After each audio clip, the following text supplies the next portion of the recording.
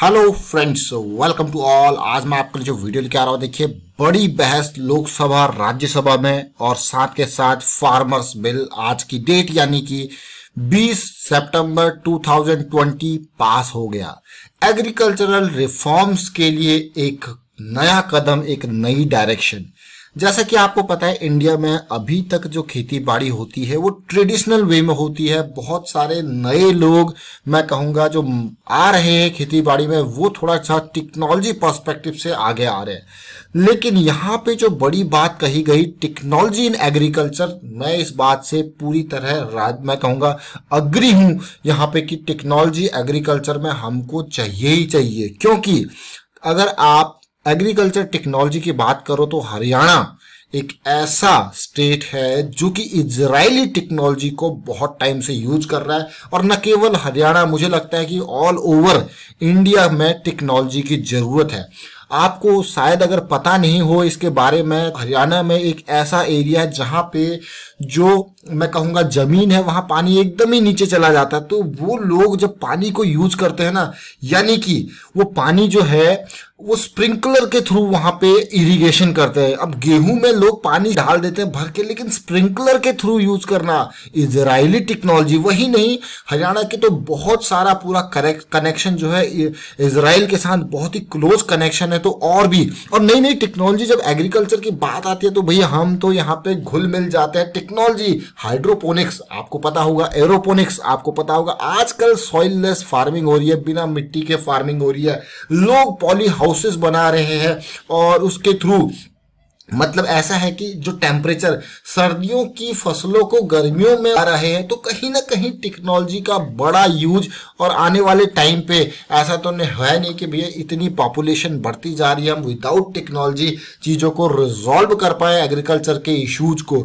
तो ये बिल कहीं ना कहीं फोकस यहाँ पे गवर्नमेंट का है कि टेक्नोलॉजी यहाँ पे आगे आएंगी तो हर किसी को, पूरे इंडिया को और फार्मर्स को भी यहाँ पे हेल्प मिलेगी। तो इसके लिए ये जो बात कही गई, और मुझे लगता है हाँ, अगर ये बिल इंडिया में आने वाले टाइम पे एग्रीकल्चर में इस तरीके से टेक्नोलॉजी की इवोल्यूशन के लिए होता है तो फिर तो ये बहुत ही बड़ा, मैं कहूंगा, बिल होने वाला है। चलिए बात करते हैं इसके बारे में डिटेल में, और कुछ स्टॉक्स को फोकस में है जो उनको देखते हैं।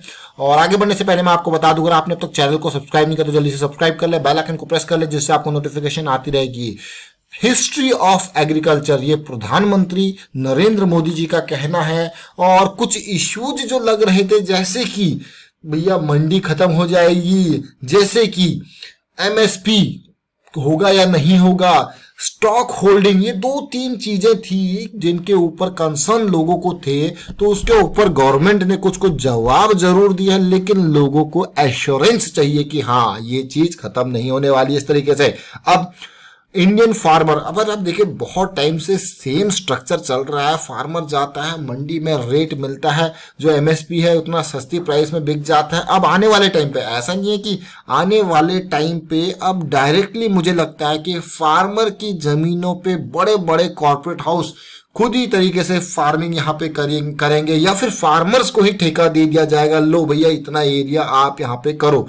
तो उससे क्या होगा कि जैसे कि मशीनें चलती हैं, बड़ी बड़ी मशीनें चलती हैं, जो बहुत, मैं कहूँगा, एकड़ों की कई एकड़ की जमीन को, हजारों एकड़ की जमीन को एक साथ पूरा जोत रही है, एक साथ पूरा यहाँ पे हार्वेस्टिंग कर रही है। इस तरीके से सिस्टम चलेगा क्योंकि पूरा एरिया जो है उन्होंने कॉन्ट्रैक्ट पे लिया। उसके वजह से क्या होगा, कॉस्ट में बहुत रिडक्शन आ सकता है, कॉस्ट कम होगी। जब कॉस्ट कम होगी, टाइम सेविंग होगी, तो एग्रीकल्चर का आउटपुट भी आपको देखने को मिल सकता है। और नई नई टेक्नोलॉजीज आज की डेट में आप देखोगे, टेक्नोलॉजीज की बात करते हैं तो आप खाली ये मान के चलिए कि जब फसल आपकी हो गई है उसके बाद भी बहुत सारे इश्यूज आपके उसमें होते हैं। भाई कीड़ा लग गया, अलग अलग तरीके के ओले गिर गए, बारिश हो गई, तो यहाँ पे जब अब फार्मिंग का तरीका चेंज हो जाएगा तो इनके लिए भी नए नए जो है रेजोल्यूशन, इन जो इश्यूज के रेजोल्यूशन भी आपको देखने को मिलेंगे। और पूरी की पूरी प्रॉपर, मैं कहूँगा, फार्म के पूरा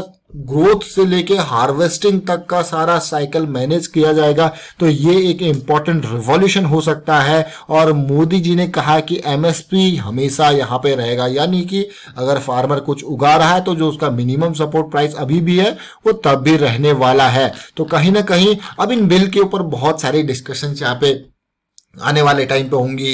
अपोजिशन कहेगा कि नहीं भाई ये अच्छे नहीं है, गवर्नमेंट कहेगी ये अच्छे हैं। जो इश्यूज आएंगे वो जैसे धीरे धीरे आगे चीजें चलती रहेंगी वो फिर निकल के आएंगे और उनका रिजोल्यूशन मुझे लगता है वो धीरे धीरे वो भी होना चाहिए। और अभी के टाइम पे गवर्नमेंट को एश्योर करना चाहिए। अब 10 स्टॉक में जो आपको फोकस में रखने वाला हूं आने वाले टाइम पे जिनकी वैल्यू इस बिल के बाद देखने को मिलेगी एग्रीकल्चर सेक्टर में रिफॉर्म्स के जरिए। देखिए पीआई इंडस्ट्रीज, अब बात करें जैसे मैंने आपको कहा था कि क्रॉप प्रोटेक्शन, क्रॉप फसल उगने से लेकर हार्वेस्टिंग तक, तो क्रॉप प्रोटेक्शन के लिए बहुत इंपॉर्टेंट ये है। Plant growth nutrients crop protection pi industries 30,000 crore का मार्केट कैपिटलाइजेशन, 2,000 का प्राइस, डेट फ्री शेयर। जरा देखेंगे इसके चार्ट को, पिछले कुछ टाइम में जबरदस्त परफॉर्मेंस इसने दी है और पुराना रिटर्न आप देख सकते हो। तो स्टॉक आपके रडार में हमेशा रहने वाला है। ये पीआई इंडस्ट्रीज को जरा देख के जरा ध्यान से। अगला स्टॉक है जो हमारे पास राष्ट्रीय केमिकल एंड फर्टिलाइजर, छोटा स्टॉक जरूर है लेकिन प्रॉफिट ग्रोथ, सेल्स ग्रोथ जबरदस्त, इस पे भी रडार जो है रहने वाली है लोगों की। देखिए राष्ट्रीय केमिकल। अगला स्टॉक जो हमारे पास है बेयर क्रॉप साइंस। देखिए इंसेक्टिसाइड, फंगिसाइड, हर्बिसाइड, बहुत सारे क्रॉप प्रोटेक्शन और यहाँ पे हाइब्रिड सीड्स। जब बात आती है सीड्स की, देखिए hybrid seed Bayer crop science 28,000 crore का market capitalisation, debt free share, profit growth, sales growth जबरदस्त। आप देखिए जरा रिटर्न देखोगे बेयर क्रॉप साइंस का, जबरदस्त रिटर्न इसने दिया है। कंसोलिडेशन तेजी, अभी कंसोलिडेशन यहाँ पे चल रहा है। यूपीएल लिमिटेड, भाई agro chemical, industrial chemical, chemical intermediate, speciality chemical, बहुत सारे, और क्रॉप और वेजिटेबल की दुनिया में बड़ा नाम है यूपीएल का। 41,000 करोड़ का मार्केट कैपिटलाइजेशन, 537 का प्राइस। कंपनी के ऊपर उधार भी है लेकिन profit growth, sales growth manage करके चल रहा है यूपीएल। जरा शेयर को देखिए कैसा रिटर्न इसने पिछले कुछ टाइम में दिया है। करेक्शन चल रही है, बीच बीच में करेक्शन जरूर आई है, फिर से करेक्शन रिजॉल्व होने का, लॉन्ग टाइम वाली करेक्शन रिजॉल्व होने का नाम ले रही है। पांचवा स्टॉक हमारे पास है एस्कॉर्ट्स। जब बात आती है एग्रीकल्चर से रिलेटेड इक्विपमेंट की तो एस्कॉर्ट का नाम सबके आगे सामने निकल के आता है, क्योंकि ये आपको अलग अलग तरीके की मशीन्स बना के देता है एग्रीकल्चरल सेगमेंट के लिए। 16,000 करोड़ का मार्केट कैपिटलाइजेशन हो चुका है, 1200 का प्राइस हो चुका है, 52% का प्रॉफिट ग्रोथ और सेल्स ग्रोथ तो बहुत ही जबरदस्त।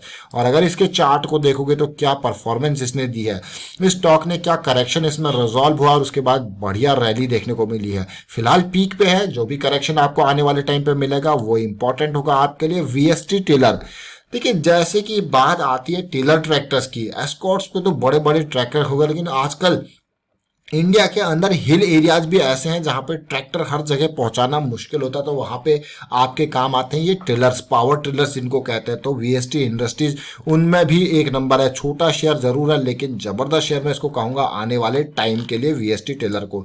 जरा देखिए परफॉर्मेंस कैसी रही है। पिछले कुछ टाइम में करेक्शन रिजॉल्व जरूर हुआ है और आप देखिए फिर से रैली स्टार्ट हो चुकी है। अब वीएसटी टिलर के बाद हमारे पास आता है डीसीएम श्रीराम।